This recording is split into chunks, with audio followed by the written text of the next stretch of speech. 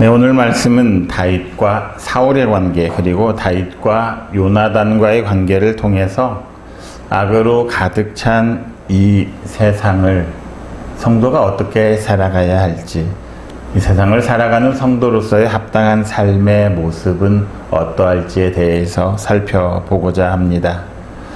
오늘 본문을 보면 이제 사울은 자신만이 다윗을 죽이고자 하는 것이 아니라 자신의 신하는 물론이거니와 자신의 아들인 요나단에게까지 다윗을 죽이라 명령합니다. 그러나 이런 사울의 명령에도 불구하고 요나단은 다윗을 심히 좋아하였다. 이렇게 1절은 전하고 있습니다. 그뿐만 아니라 2절을 보면 요나단은 부친인 사울로부터 다윗을 죽이라는 명령을 받았음에도 불구하고 그 명령과는 정반대로 사울이 어떻게 다윗을 죽이려는지 그 계획을 다윗에게 전해주고 그를 보호하려고 했음을 알 수 있습니다.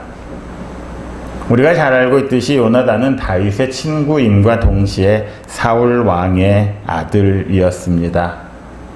하필이면 아버지와 친구, 사울과 다윗 사이에 심각한 갈등이 생겨난 것이지요. 이를 알고 있던 요나단은 이전부터 참 많은 고민을 하였을 것입니다. 그런데 이제 아버지 사울이 공개적으로 많은 사람들 앞에서 다윗을 죽이겠다 이렇게 명령을 하고 있습니다. 이를 받은 요나단의 고민, 아마 극에 달았겠지요. 우정이 아무리 중요하다 하지만 부자지간의 정을 앞서기는 어렵기 때문입니다. 아버지와 친구 사이에서 선택을 하라. 요즘은 다른 선택이 나올 수 있겠지만 요나단이 살아가던 그 시대에는 아버지를 선택할 수밖에 없었을 것입니다. 그런데 그게 인지상정이겠지만 요나단은 오히려 아버지가 아닌 다윗의 편에 서서 다윗을 도왔음을 우리가 알 수 있습니다. 당시에 대부분의 인식, 사고와는 다른 선택을 요나단이 했다는 것이지요.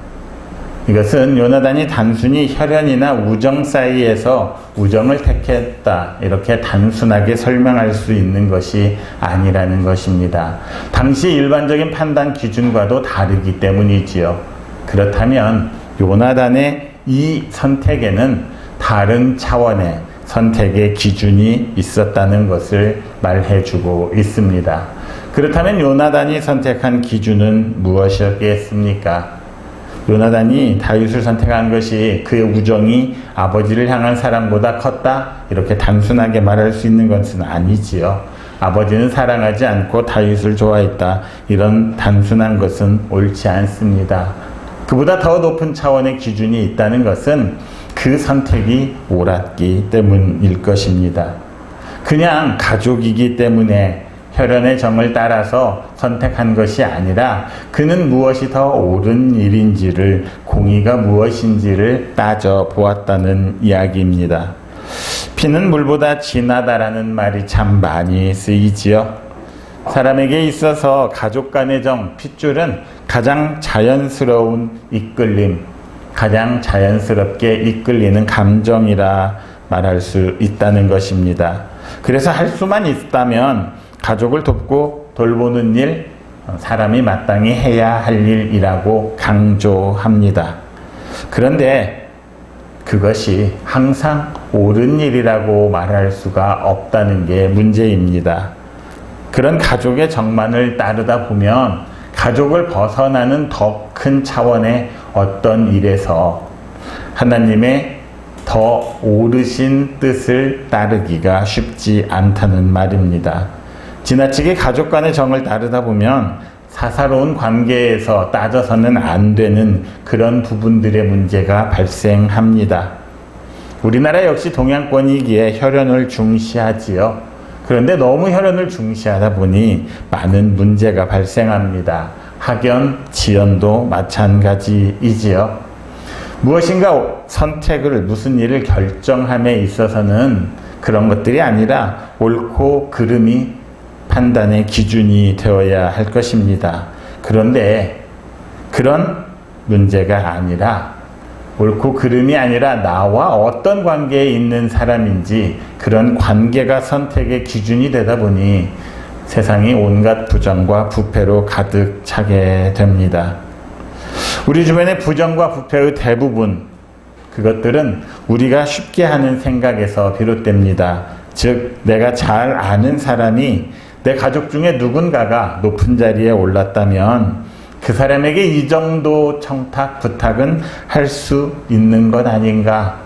이 정도는 당연히 할 수 있지 라고 하는 그 생각 때문입니다. 특히 공적인 자리에 있는 많은 사람들, 그 사람들은 전체의 사람들을 생각하고 그들을 위해서 일해야 할 사람들이지요. 그런데 그들이 개인적인 친분이나 혈연관계 이런 것에 의해서 일정한 일들을 결정하고 그것들을 배분하고 분배한다면 거기에서 나오는 유익함들은 전체 공동체보다는 몇몇 개인들, 나에게 친한 가족이나 친구들, 친지들에게 집중될 수밖에 없는 것입니다. 그래서 혹여 내 옆에 누군가가 좋은 자리, 어떤 위치에 가 있으면 사람들은 그 사람에게 줄을 대려고 안간힘을 쓰지요. 그게 세상이라 하지만 성도는 이 세상의 기준이 아니라 하나님 나라의 기준을 가지고 살아가는 사람들, 그 사람들을 성도라 말합니다. 그렇다면 성도의 기준은 세상의 기준과는 좀 달라야 합니다. 나와의 관계가 아니라 하나님과의 관계 안에서 옳고 그름이 기준이 되어야 하는 것이지요. 물론 혈연 관계가 인간의 가장 깊고도 기본적인 관계인 것은 사실이지만 하나님의 공의와 정의 앞에서는 혈연의 정도 뒤로 미룰 수 있는 그런 판단의 기준을 우리가 가져야 한다는 것입니다. 하나님 앞에서 옳고 그름, 그것은 혈연의 정보다 훨씬 더 앞선 것임을 알아야 하는 것이지요.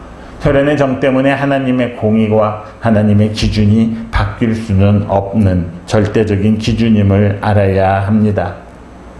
물론 말은 이렇게 하지만 혈연보다 하나님의 뜻 또는 하나님의 공의를 우선으로 하는 것은 그렇게 쉬운 일이 아닙니다. 만약 그랬다 보면 엄청난 불이익이 나에게 올 수도 있죠. 세상에 많은 비난들을 무릅써야 할 것입니다. 심한 경우에는 뒤에 20장에서 나오는 것처럼 요나단처럼 자신의 목숨에 위협을 받을 수도 있습니다. 제가 봤던 드라마 중에 2015년 JTBC에서 송곳이라는 드라마를 했었습니다. 그 주인공은 육군사관학교를 나와서 마트에 근무하는 사람이었습니다. 그는 육군사관학교 생도 시절을 회상할 때 육군사관학교 생도신조에 우리는 안일한 불의의 길보다는 험난한 정의의 길을 택한다. 우리는 안일한 불의의 길보다는 험난한 정의의 길을 택한다. 이런 생활신조, 생도신조가 나오는 것을 볼 수 있습니다. 정의를 택하는 일 비록 험난하지만 그게 무서워서 피하기보다는 편안한 불의의 길을 택하는 것보다는 훨씬 더 나은 길이라는 뜻이 들어 있을 것입니다. 그렇게 우리 사관 생도들을 양성하였지요. 네, 그런 장교들이 참 많이 생겨났으면 좋겠습니다. 다시 한번 생각해보면 이 땅에서 군인 장교 한 사람이 되기 위해서 자신들의 명예를 지키기 위해서는 그 길이 아무리 험난하다 할지라도 힘들고 어렵다 할지라도 편안한 길을 택하는 불의의 길을 택하기보다는 정의의 길을 택해야 한다고 그렇게 말해주고 있지요. 그렇다면 성도는 어떤 사람들입니까? 그 사람들은 하나님의 군대 아니겠습니까? 성도는 공의로운 하나님의 자녀임을 우리가 잊지 말아야 합니다. 한갓 군인들도 그런 생각들과 그런 신조로 교육을 한다면 하나님의 군대인 우리는 훨씬 더 해야 하지 않겠습니까? 우리가 진정한 하나님의 자녀이고 하나님과의 가족이라 생각한다면 우리는 당연히 사람들과의 관계보다는 나와 하나님과의 관계를 더 중요하게 생각해야 합니다. 그래서 그리스도인들의 선택의 기준은 나와 사람과의 관계가 아니라 하나님과의 관계가 기준이 되어야 하고 하나님의 뜻이 먼저 우선이 되어야 합니다. 그렇게 하는 것이 오히려 내 가족을 진정한 하나님 안에서의 가족으로 만들 수 있는 길이기도 합니다. 그렇다면 우리 성도들 또한 그 길이 험난하다 할지라도 어렵다 할지라도 요나단과 같은 정의의 길을 택해야만 할 것입니다. 이 세상 모든 사람들이 편안한 불의의 길을 선택한다 할지라도 우리 성도들은 정의의 길을 걸어가야만 합니다. 그것이 바로 우리 주님께서 말씀하신 좁은 문으로 들어가는 삶이 아니겠습니까? 우리가 살아가는 세상 갈수록 혼탁해지고 부패가 만연해지고 있습니다. 그것은 그들의 선택 기준이 세상에서 사람들과의 관계에서 나왔기 때문이지요. 하지만 예수님께서는 우리들을 이 세상의 빛과 소금이라 말씀하십니다. 그만큼 우리가 이 세상의 희망이라는 것이겠지요. 그것은 우리가 선택을 할 때 있어서 사람과의 관계를 따질 것이 아니라 하나님과의 관계, 하나님께서 옳다 생각하시는 그것이 선택의 기준이 되어야 한다는 것입니다. 그럼에도 불구하고 우리가 하나님의 정의보다는 아직도 나와의 관계, 나와의 혈연에 묶여 산다면 우리는 진정한 성도라고 말할 수는 없을 것입니다. 이 세상을 살아가다 보니 우리가 어느 틈엔가 나도 모르게 이 세상 안에서 사람들과의 관계에 몸이 묶여 있다는 것을 깨닫게 되는 것이지요. 잘 알다시피 우리 교회는 지난 2달 동안 힘든 시간이 있었습니다. 일종의 유예 기간을 가지고 있었지요. 무조건적으로 그 책임이 저에게 있음을 다시 한번 깨달았습니다. 어느 곳에 가든지 요동하지 않는다 찬송하였지만 주의 팔이 항상 우리와 함께하고 주의 팔을 의지한다고 입으로는 말했지만 목사이면서도 저 스스로 그렇게 하지 못했음을 고백합니다.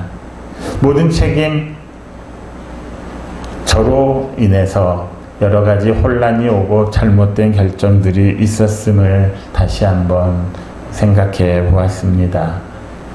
하나님을 의지하고 하나님의 뜻을 따라야 할 텐데 현실적인 어려움에 눈이 멀어서 잘못된 결정을 하였던 것 같습니다.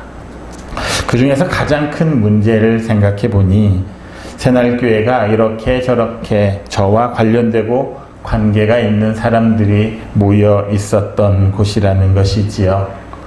처음에는 그게 참 좋은 건 줄 알았습니다. 그렇게 사람과의 관계가 서로 연결되어 있어서 저와의 관계가 좋아서 참 좋은 교회가 될 수 있겠구나 스스로 그렇게 생각하기도 했습니다. 그런데 문제는 교회란 사람과의 관계가 우선이 아니라 나와 하나님과의 관계, 성도와 하나님과의 관계가 우선이 되는 곳이 되어야 한다는 것이지요. 하나님과 나와의 관계가 기준이 되고 이 관계로부터 모든 일들이 시작되고 이루어져야 했음에도 불구하고 새날교회는 저와의 관계가 밑바닥부터 자리 잡고 있었습니다. 그러다 보니 그 인간적인 관계 때문에 이러지도 저러지도 못하는 상황이 되기도 했던 것이지요.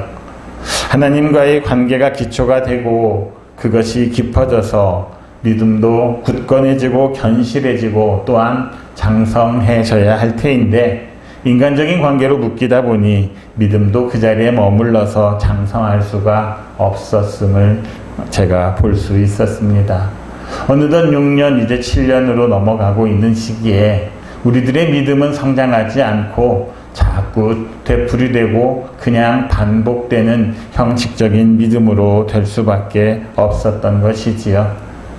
교회에서 모든 관계의 기본은 하나님과 나와의 관계가 기본이 되어야 합니다. 어떤 사람들은 교회 안에서 그 관계로 사람들과의 관계로 유익을 얻고자 보다 더 큰 교회로 가기도 하고 보다 많은 사람들과 사귀려고 하는 그런 흐름이 있음 또한 부정할 수 없습니다. 물론 그것이 세상에서 유익을 보장해 줄 수 있을 것입니다. 하지만 교회는 그런 곳이 아닙니다. 하나님과 나와의 관계가 우선이 되어야 하지 않겠습니까? 그것이 되어야 내 믿음이 견실해져서 하나님 앞에서 내가 헌신할 수도 있고 내가 더 성실하게 믿음 생활을 할 수도 있는 것이겠지요. 어찌되었건 그 모든 문제의 근원은 저였고 저 또한 이 문제에서 벗어나지 못하였음을 보았습니다. 그래서 제가 여러분들의 믿음 생활에 큰 걸림돌이 되었다는 사실 또한 보았습니다. 이제는 사람과의 관계를 뛰어넘어야 할 것 같습니다. 물론 세상에서 살아가는 우리가 하나님과의 관계만을 보고 살 수는 없지만 무엇보다도 교회는 새롭게 시작되어야 할 것 같습니다. 모든 결정 저 혼자 잘못 결정했습니다. 그러나 여러분들의 결정 또한 존중합니다. 어찌되었건 저는 새날교회를 다시 새롭게 시작해 보려고 합니다. 이전까지 사람과의 관계 때문에 얽매이고 속박받았던 그것에서 이제 벗어나서 오직 하나님 앞에서 바로 서고 하나님과의 관계를 중요시하는 그 사람들이 모이는 교회로 만들어 가고 싶습니다. 나와 하나님과의 관계만을 생각하고 새날교회를 이끌어 가고자 합니다. 저의 잘못된 선택으로 판단으로 인해서 저런 사정들로 흔들린 여러분의 삶들이 대단히 죄송합니다. 어쩔 수 없는 분들은 다르게 새롭게 신앙생활을 하시기를 바라고, 여러분들 중에서도 사람과의 관계를 떠나서 나와 하나님과의 관계를 바로 세우고 새롭게 시작하기를 원하신다면 이제 새날교회가 새날을 여는데 동참해 주시기를 바랍니다. 어떤 결정을 내리시던 그 결정의 모든 책임은 제가 잘못하였기에 그거에 대해서는 아무런 가책이나 부담을 갖지 마시기를 바랍니다. 어디에 가시든지 우리의 관계는 사람과의 관계에 기초를 두어서는 안 될 것 같습니다. 우리의 신앙은 나와 하나님과의 관계가 어떠한지를 다시 한번 바라보는 계기가 되기를 바랍니다. 이제 하나님과의 관계만을 생각하면서 우리 모두가 새롭게 새날을 열어가면 좋겠습니다. 그렇게 새롭게 시작하는 여러분과 저의 앞날에, 그리고 새날교회의 앞날에 우리 주 예수 그리스도의 은혜와 능력이 넘쳐나기를 축원합니다. 주신 말씀에 비추어서 함께 묵상하겠습니다.